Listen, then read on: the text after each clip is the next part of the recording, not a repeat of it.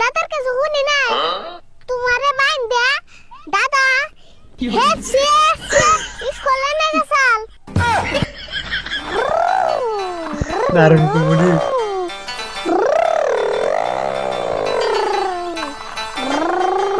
পুরানোর মামা খেলায় দিয়েছে গাড়ি নিয়ে, ছোট গাড়ি নিয়ে।